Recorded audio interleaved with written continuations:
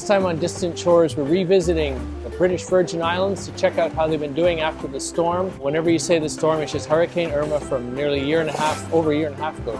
It's had such a profound effect on the islands, but they are open for business. So we've heard, and we're going to see that as we explore around the islands a little more.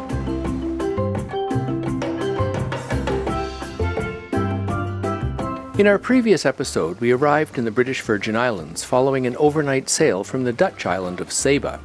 The British Virgin Islands is one of the world's top cruising and chartering destinations and a favorite of ours over the 30 years we've been sailing internationally. We haven't been back since the islands were hit by two devastating hurricanes in 2017, Hurricanes Irma and Maria, so we want to support the islanders and see how recovery efforts are progressing. And after all the miles we've sailed this year, starting in England 10 months ago, we hope it will still be the perfect place to slow down, relax, and welcome friends aboard before we make the 3-day passage north to the Turks and Caicos in a few weeks.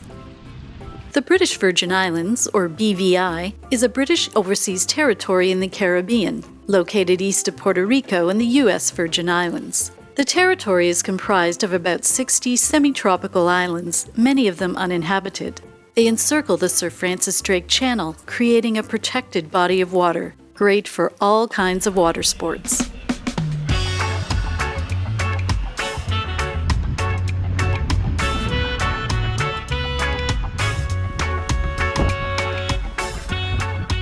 This is the first time we have been to the BVI since Hurricane Irma, and we're interested to see the recovery efforts after this superstorm.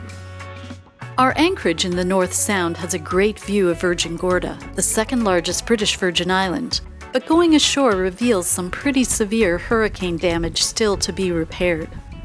Spanish Town Yacht Harbor took a really bad hit from the storm. A lot of the buildings were totally wiped out and are being rebuilt. The marina is back in business, and the boatyard and the harbor itself are coming along too. They got a way to go. Quite a lot of the businesses here, like Dive BVI and the fuel dock, etc., are still operating, so I'd say it really works for visiting boats. Right nearby is the iconic attraction of the BVI, the Baths, an isolated area of huge granite boulders forming natural pools and grottos. So the baths are still wonderful, even despite the hurricane. And there's a bunch of people here today from the cruise ship, but I'm lucky to have the prettiest spot. We got it all to ourselves.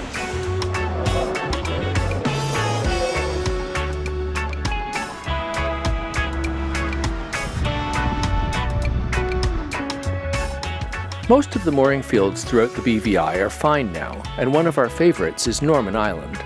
Apart from damage to larger trees, it seems Norman Island was spared from the storm's effects. Hiking on the island is great, with excellent views over the pretty Anchorage.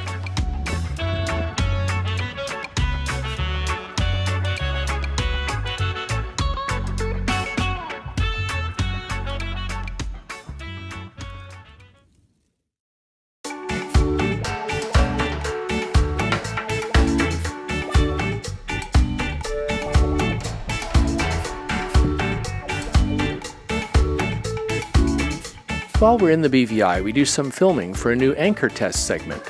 We've been testing the ultramarine 35-kilo anchor and looking for nice clear waters to film its performance. Look out for the results in an upcoming video, or click the link to check out our anchoring series.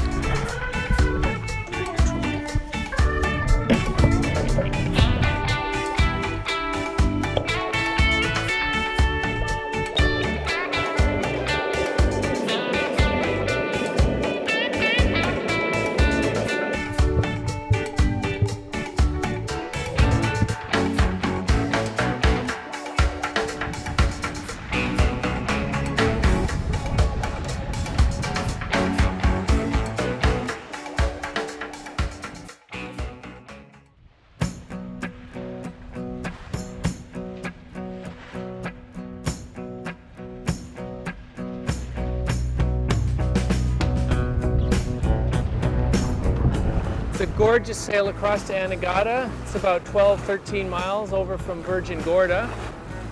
And we got a nice beam wind, which you almost always have. Today it's a little breezier at 18 to 20. And you got this fantastic electric blue water, which means the sun is coming down, hitting the white sand and reflecting back up. Just magic. This is a good sail for anyone wanting a little taste of open water. It's about a 2-hour sail from Virgin Gorda. I want you to use whatever cloud you pick. Oh, pick and for stay like there. the next 30 seconds. Oh, okay. The Anchorage on Anegada is just off the beach, lined with seafood restaurants courtesy of the island's barrier reef, and protected by this point from the prevailing easterly winds. We've anchored in the shallows, but most boats moor up to one of the many moorings a little further off.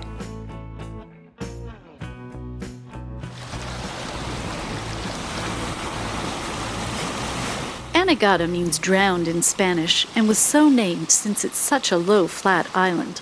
Hurricane Irma was forecast to go directly over the island, and storm surge would have likely drowned Anegada.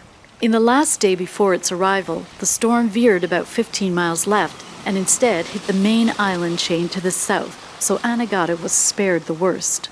Without the high storm surge, the island's barrier reef was able to protect the coast from most effects, but the huge waves must have done some damage. This is Loblolly Beach on the far side of Anegada. It's the third largest barrier reef in the world, and at least when we were here in the past, it had some really nice snorkeling. I hope that the hurricane hasn't done too much damage to that, but the reefs are looking pretty good, at least from here. You get some really great views of this absolutely spectacular beach, and there's hardly ever anybody here either. I don't know why. I mean, a few people come over from the Anchorage on taxis. It only takes 10-15 minutes. Let's go take a look at what the reef looks like underwater. Unfortunately, strong winds have churned up the water today, so it's not a great day for diving. But from our quick look, the reef has been pretty beat up by the storm. Hopefully fish will return when the coral has had a chance to recover.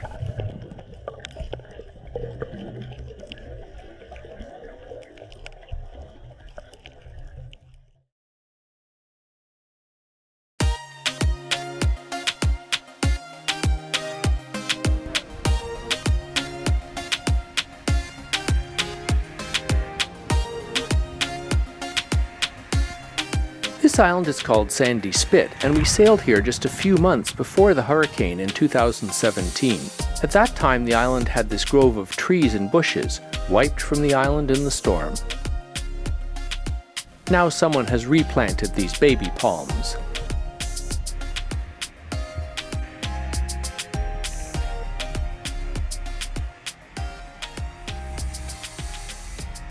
The clear water of the BVI make it popular for snorkeling and diving, and although some of the reefs have been scoured by the hurricane, we still find interesting marine life.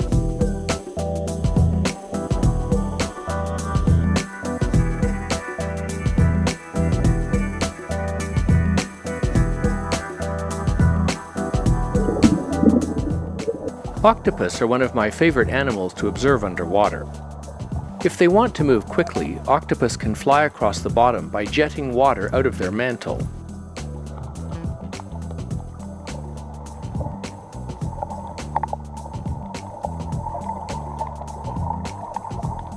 But more often we see them walking around on their 8 legs.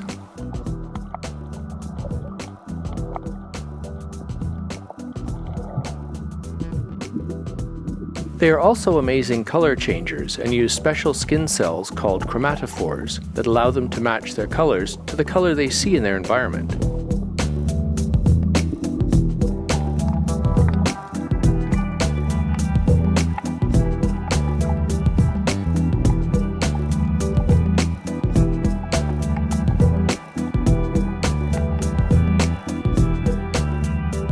They can change both the color and the patterns on their bodies, here fading out to uniform gray, or in this case, I like to think he wanted to have racing stripes.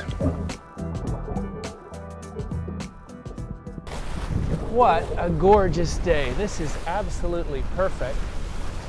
We've had a couple weeks here now in the British Virgin Islands, one of our favorite go-to destinations. It's great to see the islands are doing really well. They've got a lot of rebuilding done. There's still a long way to go, but a lot of rebuilding has been done, and they're definitely open for business. And that helps everybody if you come down and sail in the BVI, because the locals here need a job while they try to pay for fixing their house, putting new roofs on houses and everything. So come on down, the BVI is open for business, and it is just guaranteed great sailing throughout the winter. Wonderful destination.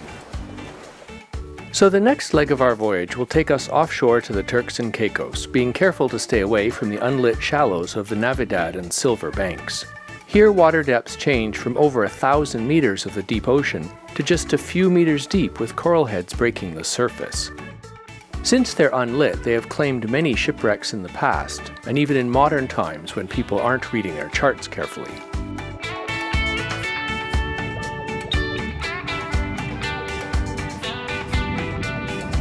We are having 4 additional crew aboard for this passage, all sailors who are hoping to broaden their experience by sailing offshore. We will spend the first few days cruising the British Virgins to familiarize everyone with the boat and give them a chance to find their sea legs.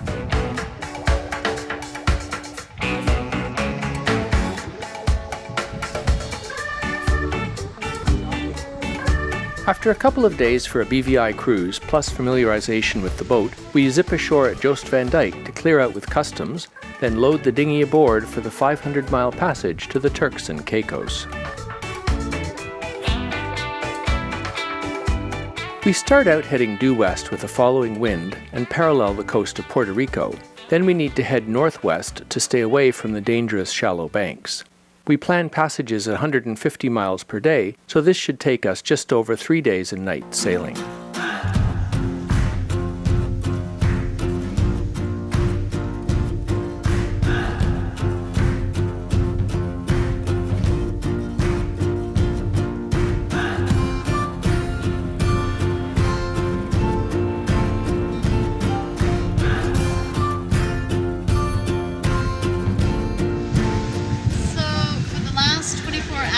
We've been sailing downwind, wing and wing, with the 2 sails out on 2 poles. But we're getting a little south of our course more than once, so we've just done a sail change to a broad reach, which is a very fast point of sail, and that will take us north of the banks that we have to pass before getting to South Caicos. So we're going to have a good sail tonight.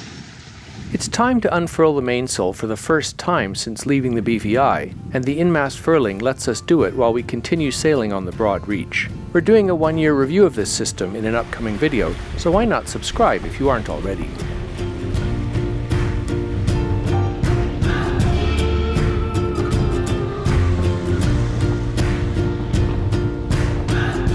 Without my love for the ocean,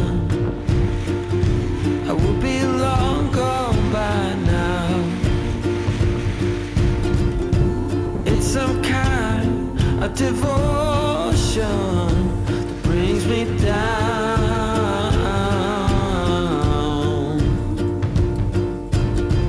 That without my love for the ocean, I would be no one. No one.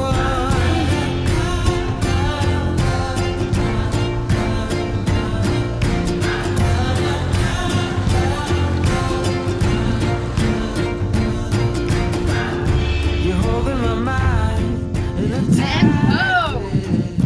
Excellent. When I walk all over you,